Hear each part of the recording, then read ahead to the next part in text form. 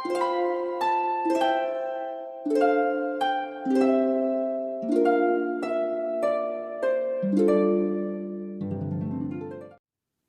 குமாரன் பரிசுத்தாவி நாமத்தினாலே ஆமீன். நாம் யாவரும் ஜெபம் செய்வோம். நேற்றும் இன்றும் என்றும் மாறாதிருக்கிற அன்பின் நல்ல ஆண்டவரே, மகிழ்ச்சியான இந்த காலை வேளைக்காக நன்றியோடு கூட நம்ம துதிக்கிறோம், உம்மை தோத்தரிக்கிறோம். சுவாமி, நீர் மாறாதவராய் என்றென்றும் எங்களோடு கூட இருந்து உம்முடைய வாக்குத்தத்தங்களை கொடுத்து ஆசீர்வதித்து வந்த தயவுக்காக நன்றியோடு கூட நம்ம துதிக்கிற தகப்பனே. ஆண்டவரே, பல நிலைகளிலே வியாதி நிமித்தம், நெருக்கடி நிமித்தம், கண்ணீரின் பாதையில் கடப்பது நிமித்தம் அதிகமாக சோர்ந்து போகிறோம் ஆண்டவரே. ஆனாலும் எங்களை ஒரு நோக்கத்திற்காக முன்குறித்து அழைத்த தேவன் இம்மற்றும் நடத்தி கொண்டே இருக்கிறீர். நன்றியோடு கூட நம்ம துதிக்கிறோம், உம்மை தோத்தரிக்கிறோம் தகப்பனே. இப்பொழுதுமாக உம்முடைய பிள்ளைகளாகி நாங்கள் உம்முடைய ஆறுதலையும் நம்பிக்கையும் பெறவும் உம்மை தரிசிக்கவும் நாங்கள் கூடி அமர்ந்திருக்கிறோம் ஆண்டவரே. நீர் எங்களோடு கூட பிரசன்னமாகும், அதற்காக உமக்கு தோத்திரம். உம்முடைய வார்த்தையால் இடைப்படும், அதற்காக உமக்கு ஸ்தோத்திரம். இந்த ஆராதனை உம்முடைய பிரசன்னத்தை காணுகின்ற பாக்கியத்தை தாரும், அதற்காக உமக்கு ஸ்தோத்திரம் தகப்பனே. இந்த ஆராதனையில் பங்கெடுத்திருக்கின்ற ஒவ்வொரு மக்களையும் நீர் ஆசீர்வதிக்கும்படியாக செபிக்கிறோம்.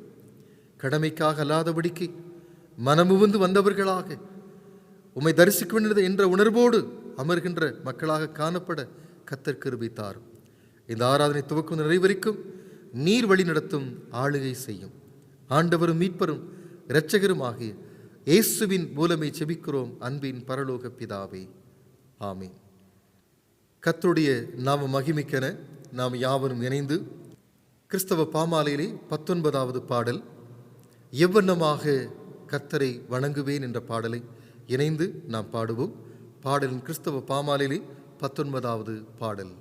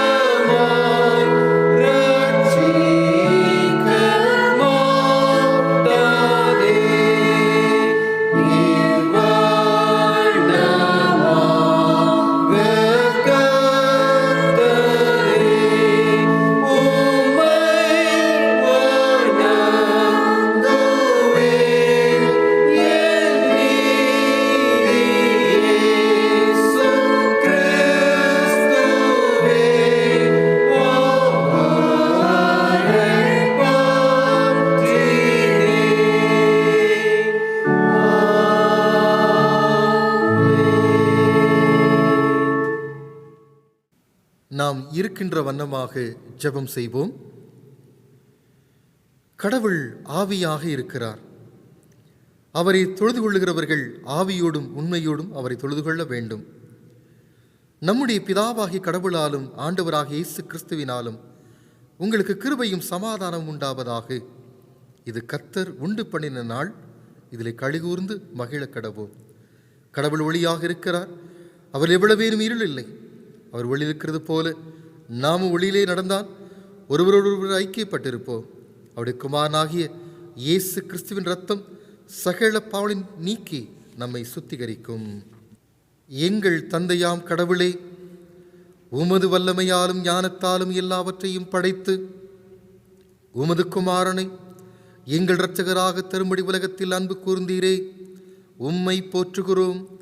குமாரனாம் கடவுளே, பாவத்தை தவிர்த்து எல்லாவற்றில் எங்களைப் போல மனிதனாகி எங்கள் பாவங்களுக்காக ஒப்புக் கொடுக்கப்பட்டு எங்கள் நீதிக்காக உயிர்த்தெழும்பியவரே, உம்மை போற்றுகிறோம். பரிசுத்த ஆவியானவராகிய கடவுளே, எல்லா உண்மைக்குள்ளும் எங்களை வழிநடத்தி கடவுளின் நன்றிகள் நெஞ்சில் பொழிகிறவரே, உம்மை போற்றுகிறோம். பிதா, குமாரன், பரிசுத்த ஆவியானவராகிய கடவுளே, உமக்கே காலமும் எல்லா புகழும் மகிமையும் உண்டாவதாக. ஆமீன். பாவ அறிக்கை.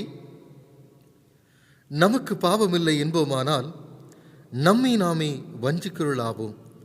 நமக்குள் உண்மை இல்லை.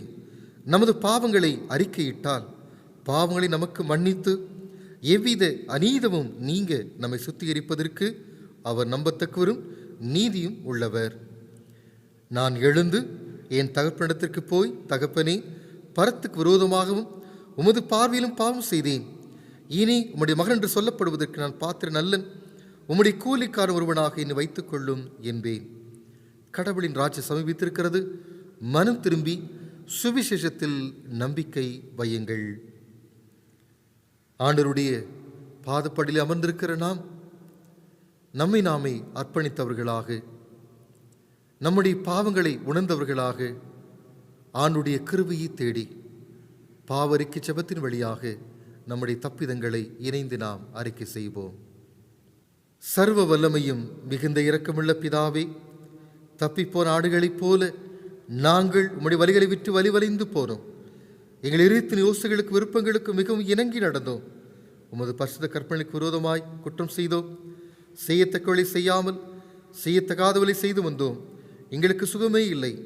ஆனாலும் ஆண்டவரே, தேவரீர் எங்கள் ஆண்டவராக இயேசு கிறிஸ்துவின் மூலமாய் மனிதருக்கு அலசித வாக்குத்தின்படியே நிர்வாக்கியுள்ள குற்றங்களாகி எங்களுக்கு இறங்கும். தப்பி எங்களை அறிக்கையிட எங்கள் மேல் பொறுமையாயிரும். பாவத்தின் துக்கப்படுகளை சீர்படுத்தும். மிகவும் இரக்கமுள்ள பிதாவே, உடைய பரிசுத்த நாமத்துக்கு மகிமுண்டாகும்படி நாங்கள் தேவ பக்தியும் நீதியும் தெளிந்த புத்தியுளாய் நடந்து வர இயேசு கிறிஸ்து நிமித்தம் எங்களுக்கு கிருபை செய்தருளும். ஆமீன். சர்வ வல்லமையும் மிகுந்த இரக்கமுள்ள ஆண்டவர் மன்னிப்பையும் பாவ நிமித்திலும் கட்டளையிட்டருளி வாழ்க்கையை சீர்படுத்துவதற்கான காலத்தையும் தமது பரிசுத்த ஆவியானவரின் கிருபையும் தேட்டுதலையும் தந்தருள்வாராக. ஆமீன். ஆண்டவரை துதியுங்கள். ஆண்டவர் நாமம் துதிக்கப்படுவதாக. அன்பானவர்களே, நாம் யாவருமாக இணைந்து அவனுடைய பிரசன்னத்தை உணர்வதற்கு ஆயத்தமாக இயேசு கிறிஸ்துவின் நல் சீடராகவும் என்ற பாடலை நாம் யாவரும் இணைந்து பாடுவோம்.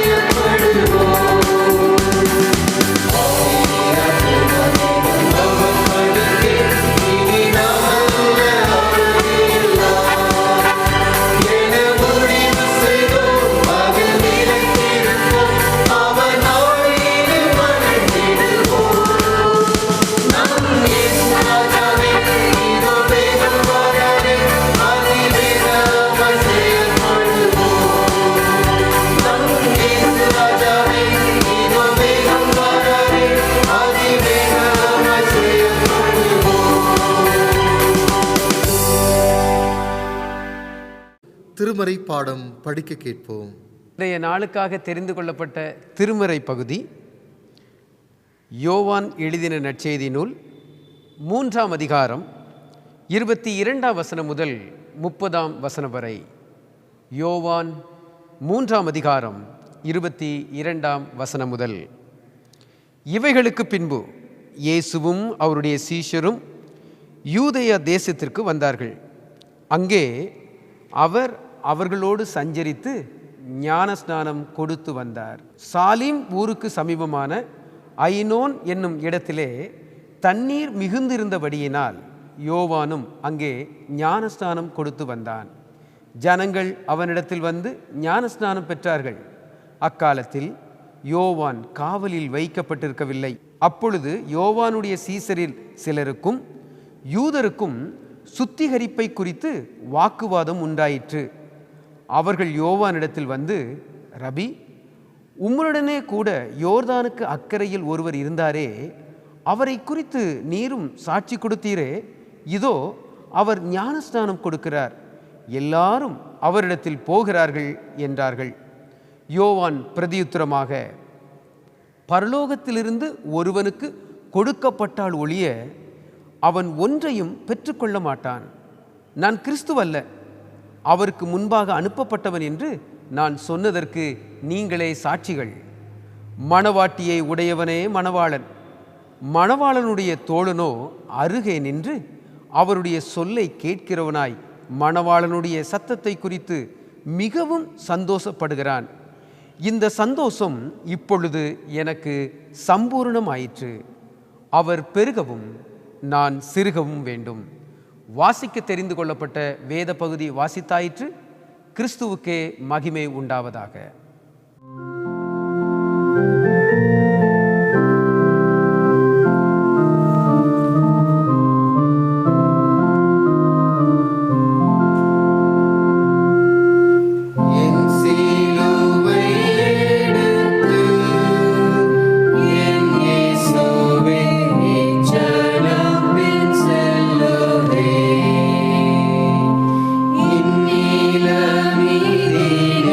எனக்கு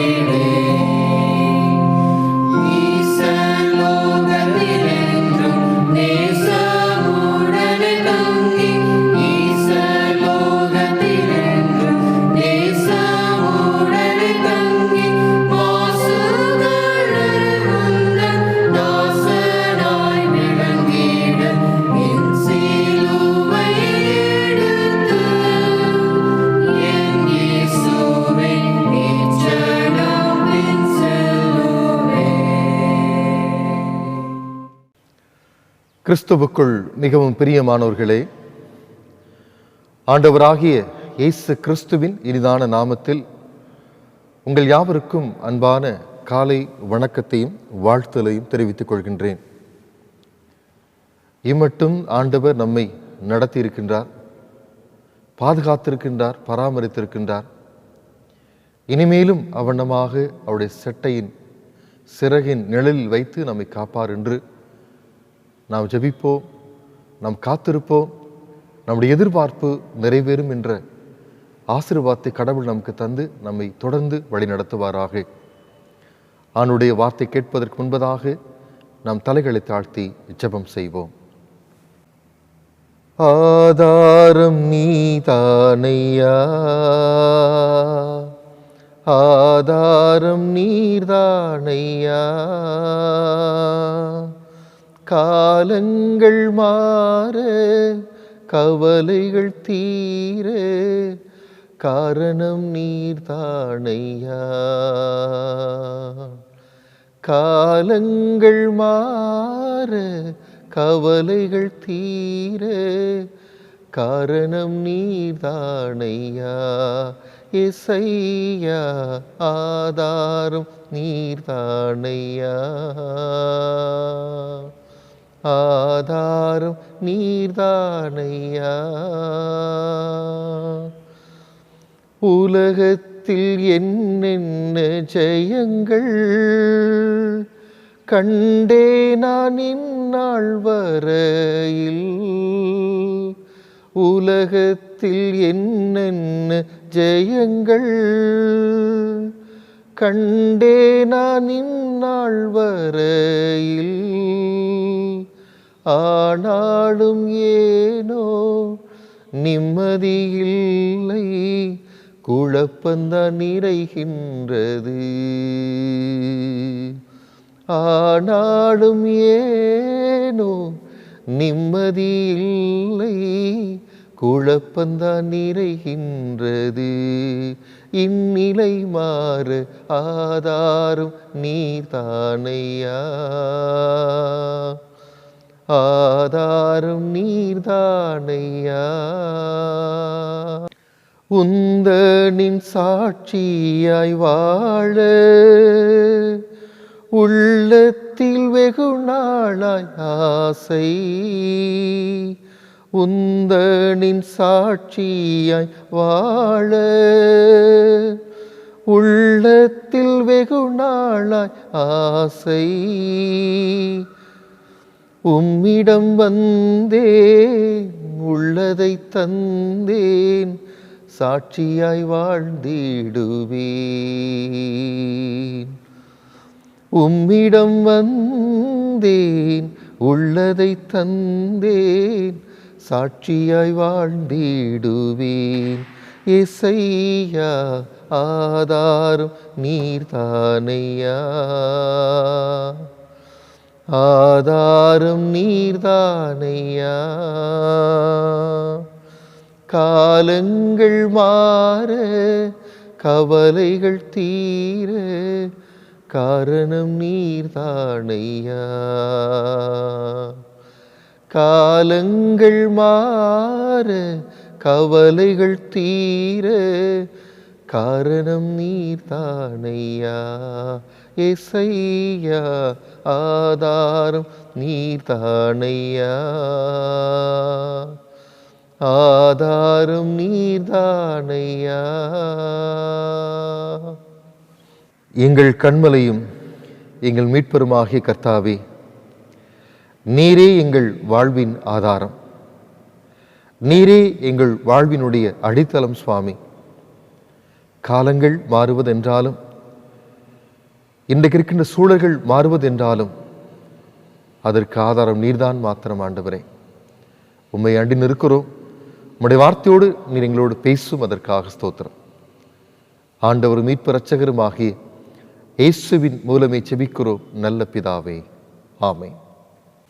கிறிஸ்துவுக்குள் அன்பானவர்களே, நாம் இந்த நாளிலும் சிந்திக்க இருக்கின்ற நமக்கு கொடுக்கப்பட்டிருக்கின்ற தலைப்பு சாட்சியான சீடத்துவம், டிசைபிள்ஷிப் ஆஸ் விட்னஸ், சாட்சியான சீடத்துவம். சீடர்கள் என்று சொன்னால் நாம் யாவருமே நன்கு அறிந்திருப்போம்.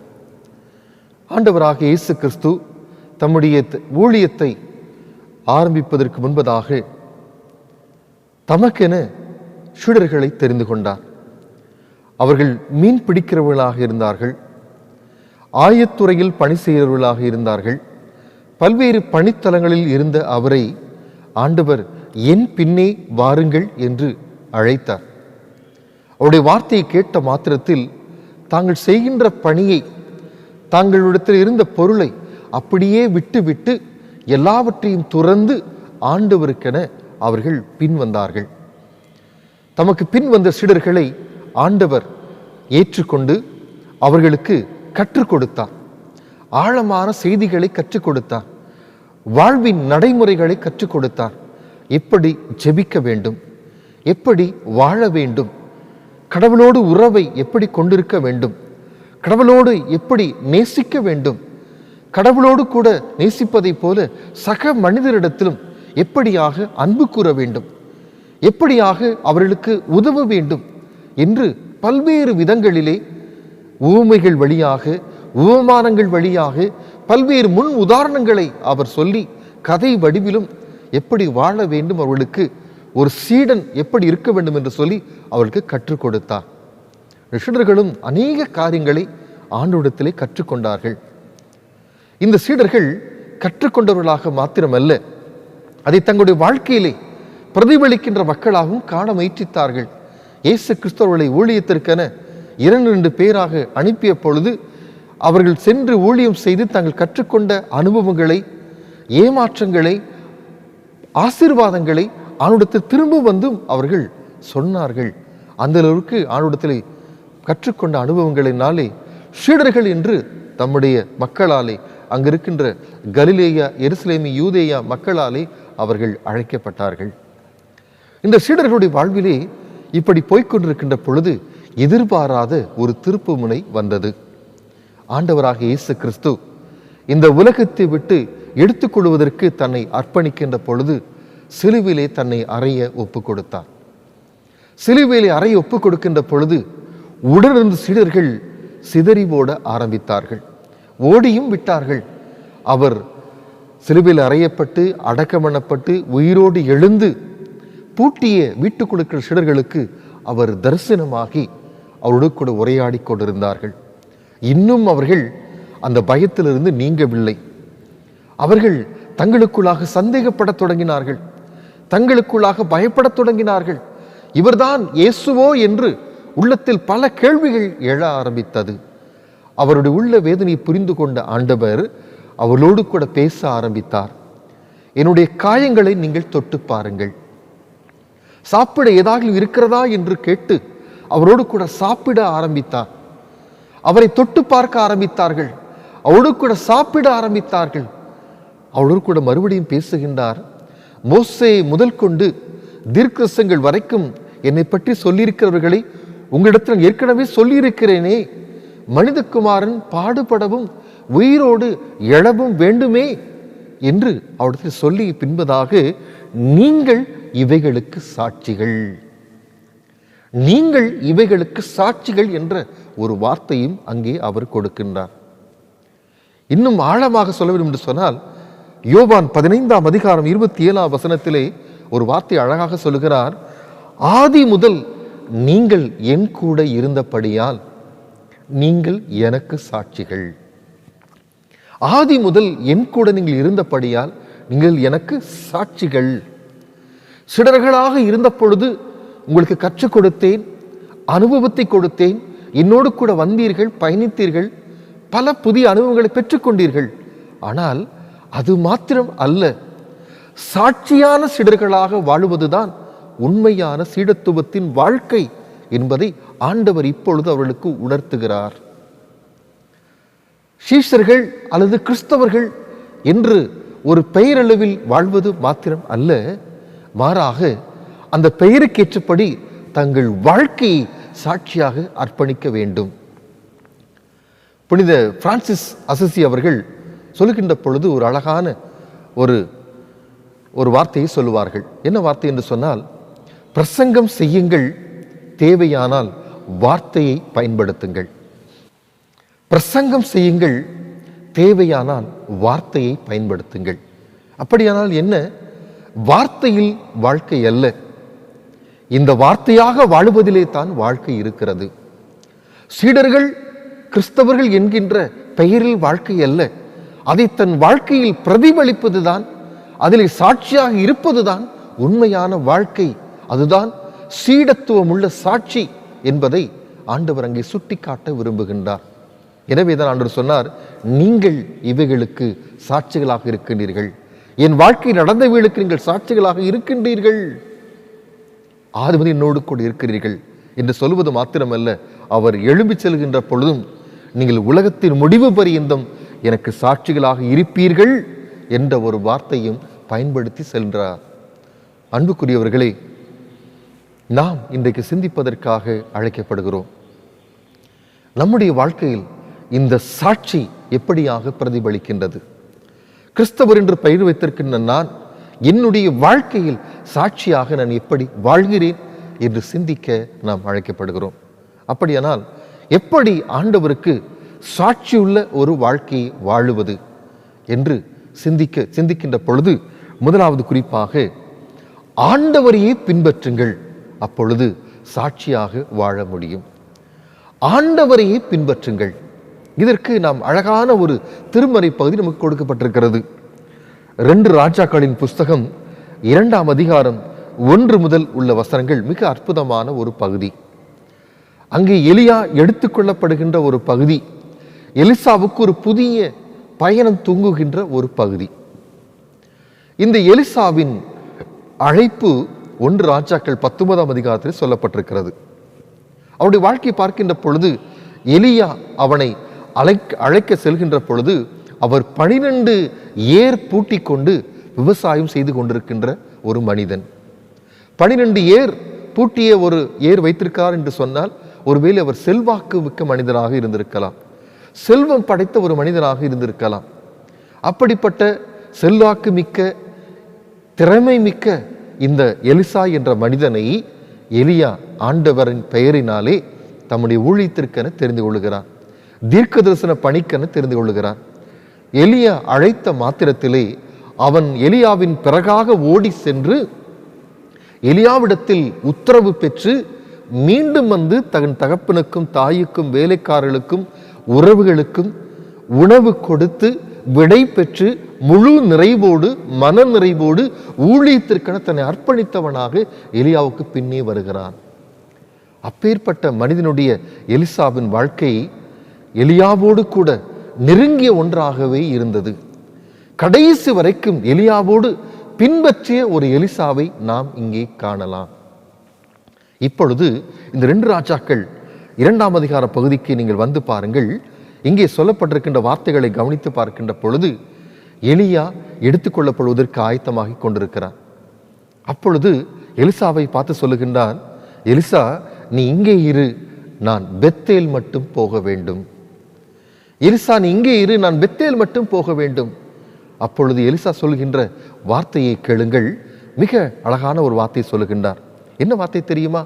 அவர் சொல்லுகின்ற பொழுது, நான் உம்மை விடுகிறதில்லை, நான் உம்மை விட மாட்டேன் என்ற அந்த வார்த்தையை இன்னும் உறுதியாக சொல்லுகின்றார். தேவனுடைய ஜீவனை கொண்டும் உம்முடைய ஜீவனை கொண்டும் நான் உறுதியாக சொல்கிறேன், ஆணையிட்டு சொல்கிறேன், நான் உம்மை விடுகிறதில்லை. மறுபடியும் எலியா சொல்லுகின்றார், பெத்தேலுக்கு வந்ததுக்கு பின்பதாக நான் எரியோவுக்கு சென்று வருகிறேன், இங்கே இரு. எலிசா சொல்கிறான், மறுபடியும் நான் உம்மை விடுகிறதில்லை, நான் உம் கூட வருவேன். பின் அவர்கள் எரியோவுக்கு போய் அங்கிருந்து யோர்தானுக்கு போகின்றார்கள்.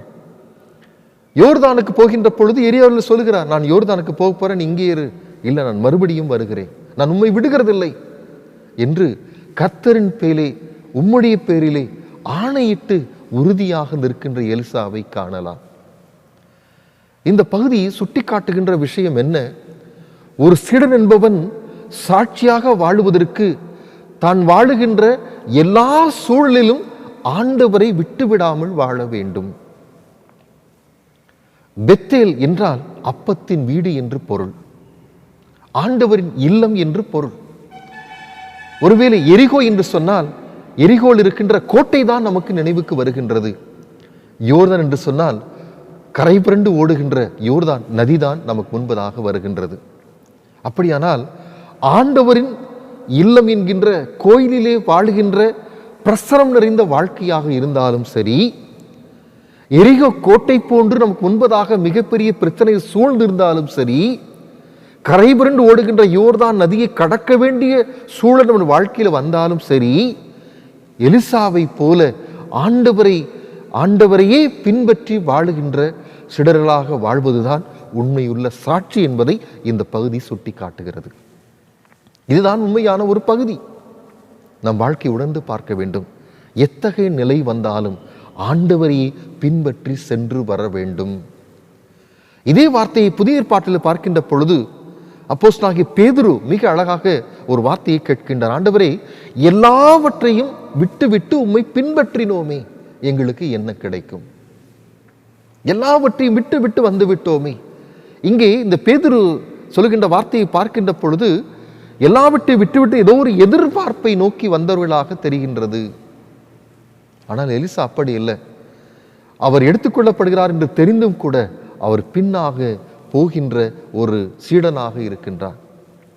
ஒரு குருவுக்கு செய்ய வேண்டிய முதல் மரியாதை அதுதான்.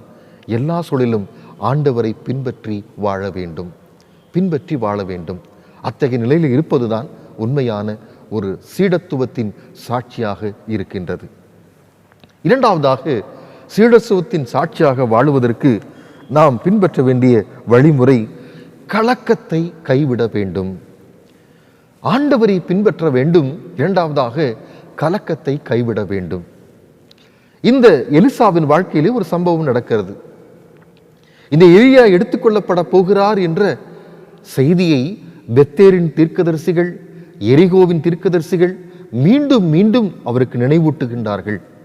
எலிசா, உமக்கு தலைவனாக இருக்க போகின்ற உம்மையினுடைய தலைவனாகிய எலியா உம்மை விட்டு எடுத்துப்பட போகிறார் என்பது உமக்கு தெரியுமா என்று கேட்கிறார்கள். அவர் சொல்லாரு, எனக்கு தெரியும், சும்மா இருங்கள், எனக்கு தெரியும், அதை பற்றி நீங்கள்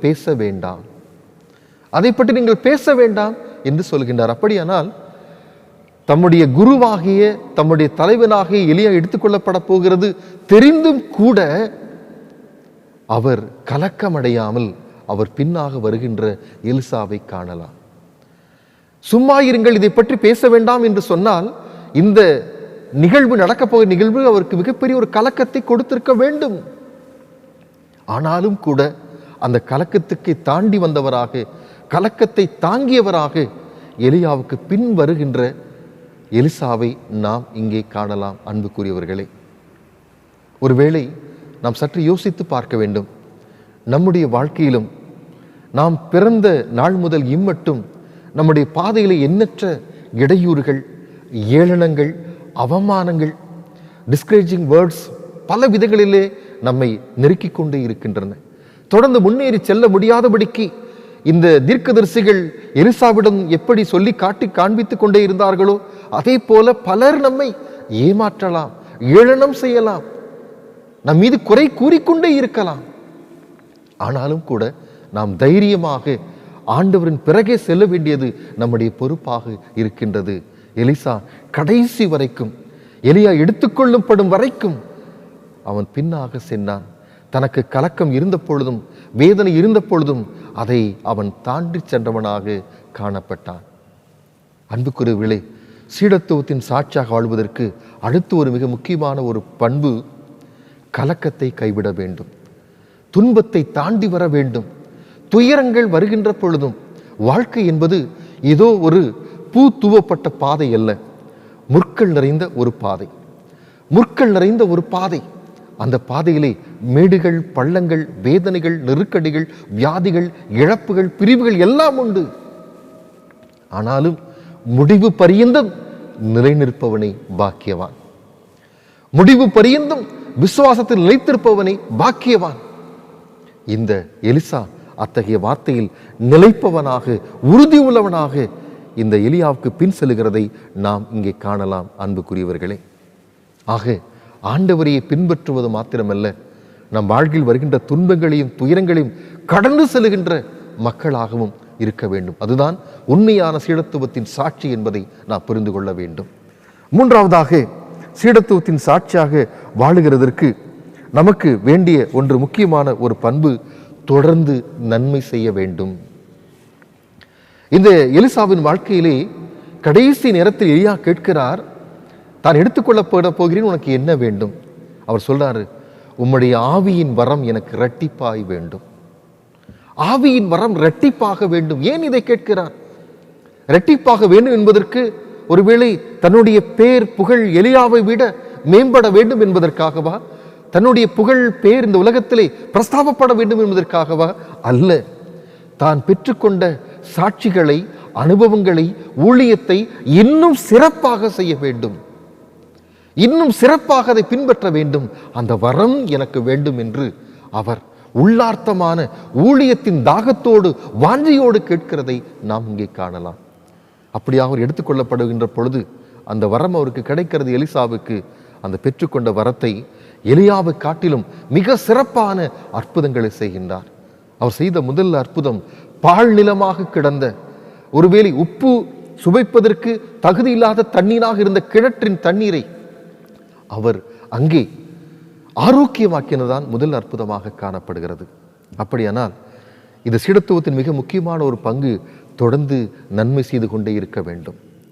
ஒரு குரு ஒருவர் காலையிலே குளிரிலே தீ காய்ந்து கொண்டிருந்தார். எதிர்பாராத விதமாக அவரை நோக்கி ஒரு தேள் ஒன்று வந்தது. அந்த தேளை பிடித்து அந்த புறமாக விட்டார். மீண்டும் வந்தது, அந்த அவர் கையை கொத்தியது. மீண்டும் அவர் எடுத்து விட்டார், மறுபடியும் கொத்தியது. மீண்டும் எடுத்து விட்டார், மறுபடியும் கொத்தியது. சீஷன் கேட்டான், அதுதான் அந்த குருவே, அந்த தேள் கொத்துகிறதை ஏன் அதை பிடிக்கிறீர்கள்? அப்ப அவர் சொன்னாரு, அதை காப்பாற்ற வேண்டிய நன்மை என்னுடைய குணம், தேள் கொத்தவிடி என்பது அதனுடைய குணம், அது அதனுடைய குணத்தை செய்கிறது, நான் என்னுடைய குணத்தை செய்கிறேன். அப்படியானால் ஒரு உண்மையான குரு அல்லது உண்மையான சீஷன், உண்மையான கிறிஸ்தவனாக வாழ்க்கையினோட வாழ்க்கையிலே நன்மை செய்வது அவன் வாழ்க்கையிலே ஆழ படிந்திருக்க வேண்டும், ஆழமாக ஊறி இருக்க வேண்டும், ஆழமாக இருக்க வேண்டும். அதுதான் உண்மையான ஒரு சீஷத்துவம். ஆண்டவர் இயேசு கிறிஸ்து சொன்னார், ஒருவேளை உங்களுக்கு தீமை செய்வதற்கு நீங்கள் நன்மையே செய்யுங்கள், உங்களை சபிக்கிறவர்களுக்கு நீங்கள் ஆசீர்வாதம் செய்யுங்கள். இந்த வார்த்தைகள் எல்லாம் நாம் தொடர்ந்து நன்மை செய்வதற்கு அழைக்கப்பட்டிருக்கிறோம். தீமைக்கு தீமை அல்ல, தீமைக்கு நன்மையே செய்வதற்கு ஆண்டவர் நம்மை அழைப்பதை நாம் மறந்து போய்விடக்கூடாது. பிரியமானவர்களே, ஆண்டவர் மிக அழகா சொன்னார். யோவான் 14:12, என்னை விசுவாசிக்கிறவன் நான் செய்கிற காரியங்களை தானும் செய்வான், இவைகளை காட்டிலும் பெரிய காரியங்களை செய்வான். எலியாவை காட்டிலும் இரட்டிப்பான ஆவியின் வரத்தை பெற்ற எலிசா நிறைய காரியத்தை செஞ்சாருங்க. ஆண்டவர் சொல்லி காட்டாரு, என்னை விசுவாசிக்கிறவன் தானும் செய்வதை செய்வான், இவளை காட்டிலும் பெரிய காரியங்களை செய்வான்.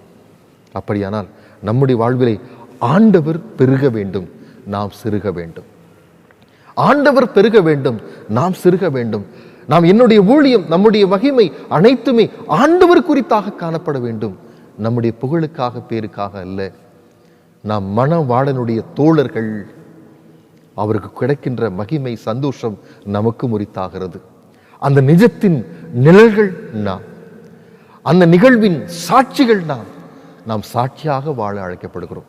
அத்தகைய சாட்சியை ஆண்டவருக்கென வாழ்வதற்கு, ஆண்டவருடைய கரத்திலே அர்ப்பணிப்பதற்கு நாம் உண்மையாக வாழ அழைக்கப்படுகிறோம். பிரியமானவர்களே, ஒருவேளை இன்றைக்கு இருக்கின்ற கொரோனா சூழல் பல்வேறு நிலைகளில் பல்வேறு கேள்விகளை எழுப்பிக் கொண்டே இருக்கிறது. ஏன் அனுமதித்தான்?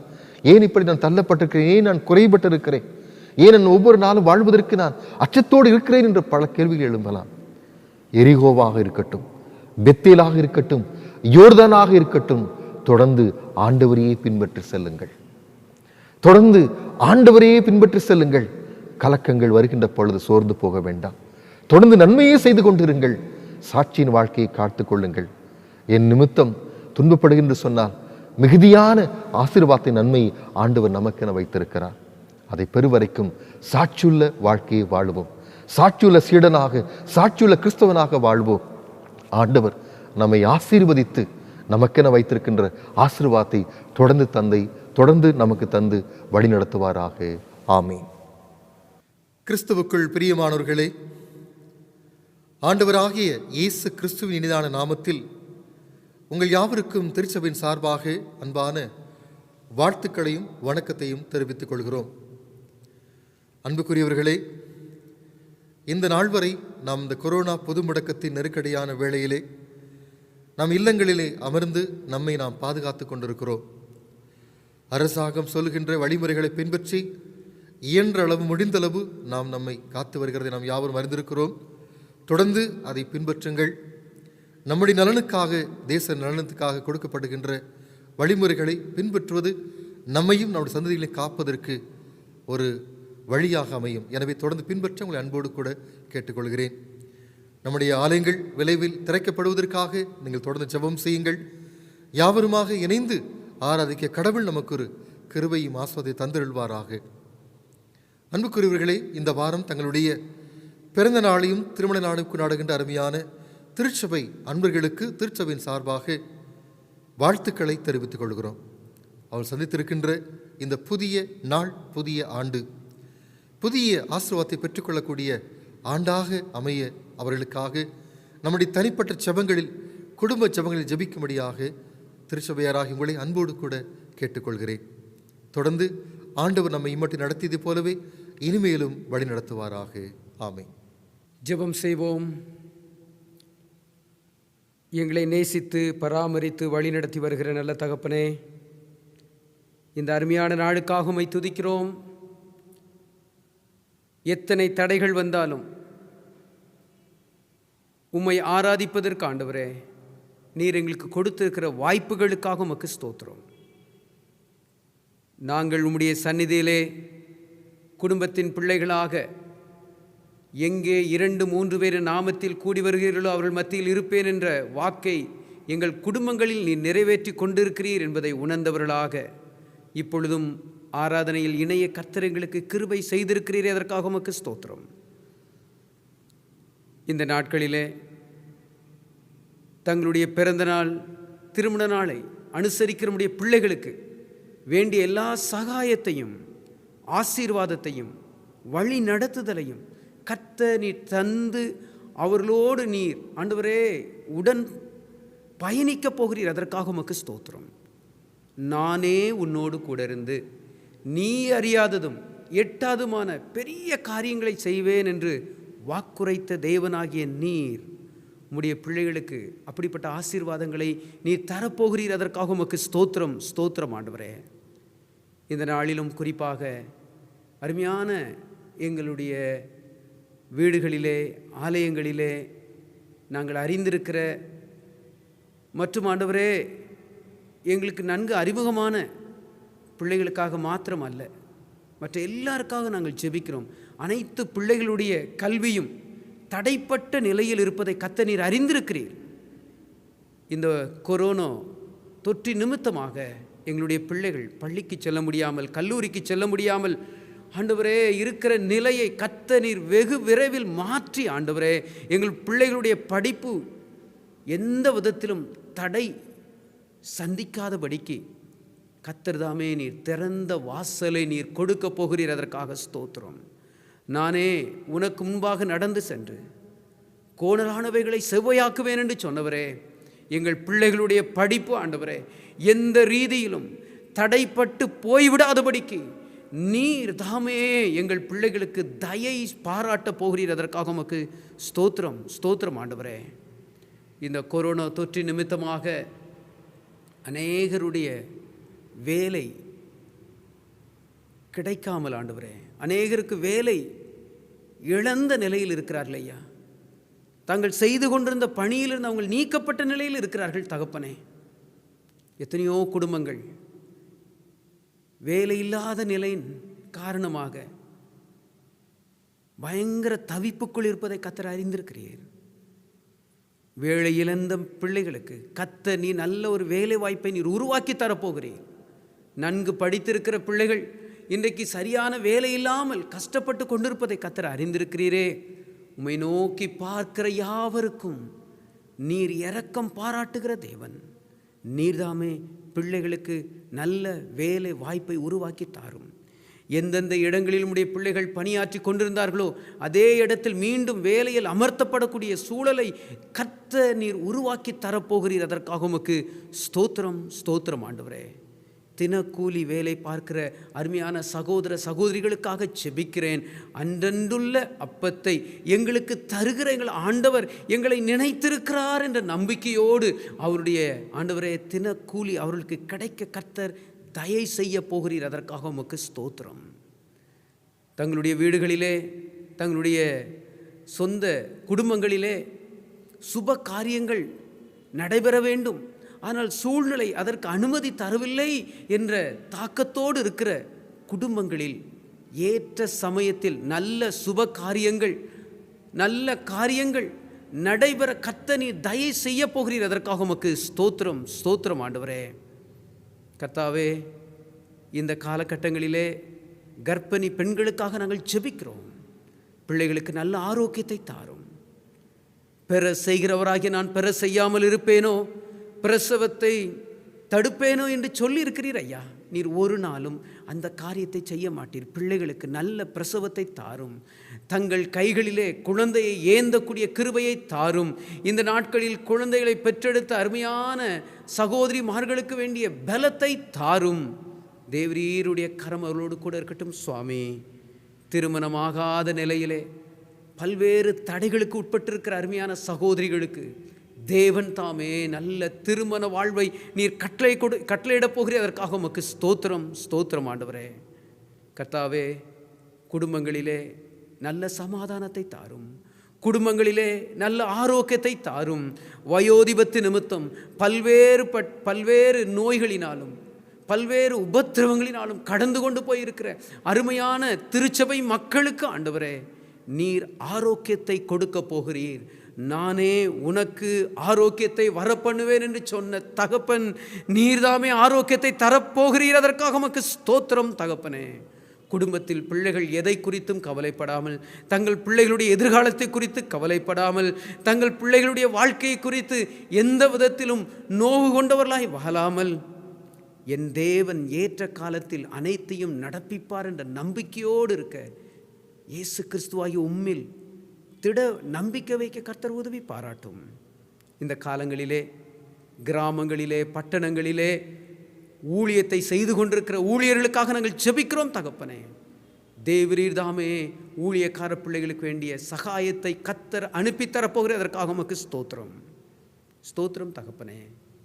எங்கள் வீடுகளுக்கு வேண்டிய அனைத்து ஆசீர்வாதங்களையும் உம்முடைய திருவுள சித்தத்தின்படி நீர் ஆண்டவரே அனுக்கிரகம் செய்யும் ஐயா. எங்களுடைய திருமண்டலத்துக்காக, பேராயருக்காக, பேராயர் அம்மாவுக்காக நாங்கள் செபிக்கிறோம். அதே போல் ஆண்டவரே அனைத்து ஆண்டவரே ஊழியக்கார பிள்ளைகளுக்காக நாங்கள் செபிக்கிறோம். ஆயர் பெருமக்களுக்காக நாங்கள் செபிக்கிறோம். அலுவலகத்தில் வேலை பார்க்கிற அனைவர்களுக்காக நாங்கள் ஜெபிக்கிறோம் தகப்பனே. தேவரீர் ஒவ்வொருவருடைய பணியிலும் சிறந்து செயல்பட கர்த்தர் நீர் கிருபை தாரும். எங்களுடைய திருச்சபையின் அலுவலக பணியில் இருக்கக்கூடிய அனைத்து தேவ பிள்ளைகளுக்காக நாங்கள் ஜெபிக்கிறோம். செயலருக்காக, பொருளருக்காக, எங்கள் திருச்சபையில் உள்ள பெண்கள் ஐக்கிய சங்கம், ஆண்கள் ஐக்கிய சங்கம், ஆண்டவரே எங்களுடைய சிறுவர் மத்தியில் ஊழியத்தை மேற்கொள்கிற பிள்ளைகளுக்காக நாங்கள் ஜெபிக்கிறோம். பாடகர் குழுவிற்காக நாங்கள் ஜெபிக்கிறோம். யாவரோடும் உடைய பிரசன்னம் இருக்கட்டும். நாங்கள் ஒருமித்து உடைய நாமத்தை உயர்த்த கர்த்தர் எங்களுக்கு கிருபை தாரும். எங்கள் ஒவ்வொருடைய வாழ்க்கையிலும் பரிசுத்தத்தை கர்த்தர் நீர் கட்டளையிடும் ஐயா. பரிசுத்தத்தோடு இருப்பவர்களுக்கு நீர் சொல்லியிருக்கிறீர் ஐயா, உங்களை பரிசுத்தம் பண்ணிக்கொள்ளுங்கள், நான் உங்கள் மத்தியிலே அற்புதத்தை நடப்பிப்பேன் என்றவரே. நீ நிச்சயம் எங்கள் வாழ்க்கையிலே அற்புதத்தை காண செய்ய போகிறீர். அதற்காக உமக்கு ஸ்தோத்திரம். பரிசுத்த தேவனுடைய கரம் ஒவ்வொரு நாளும் எங்களோடு கூட இருக்கட்டும். இயேசு இரட்சகரின் பேரில் ஜெபிக்கிறோம் நல்ல பிதாவே, ஆமேன். நம்முடைய ஆண்டவராகிய இயேசு கிறிஸ்துவின் கிருபையும் பிதாவாகிய தேவனுடைய அன்பும் பரிசுத்த ஆவியானவரின் வழிநடத்தலும் பாதுகாப்பும் பராமரிப்பும் ஆசீர்வாதமும் நம் அனைவரோடும் கூட என்றும் நீடித்து நிலைத்திருப்பதாக.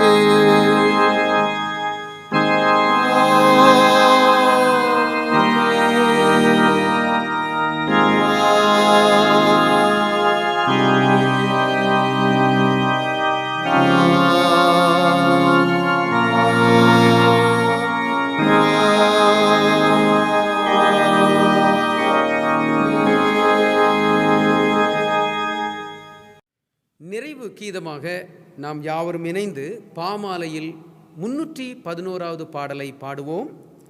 சிலுவை சுமந்தோனாக இயேசு உம்மை பற்றுவேன் என்ற பாடலை நாம் பாடலாம்.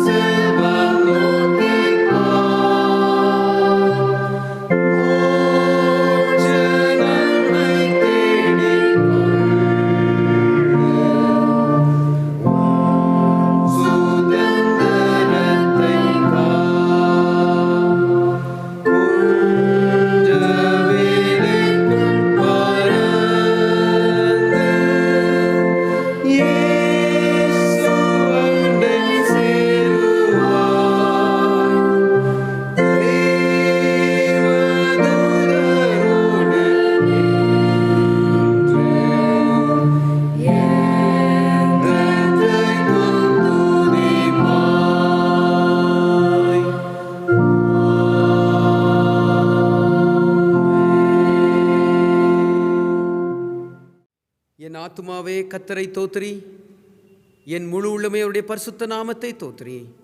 என் ஆத்துமாவே கர்த்தரை தோத்திரி, கர்த்தர் செய்த சகல உபகாரங்களையும் மறவாதே. ஆமேன். யாவருக்கும் இயேசுவின் நாமத்தில் வாழ்த்துதல் தெரிவித்துக் கொள்கிறோம். கர்த்தர் தாமே உங்களை ஆசீர்வதித்து பலப்படுத்துவாராக.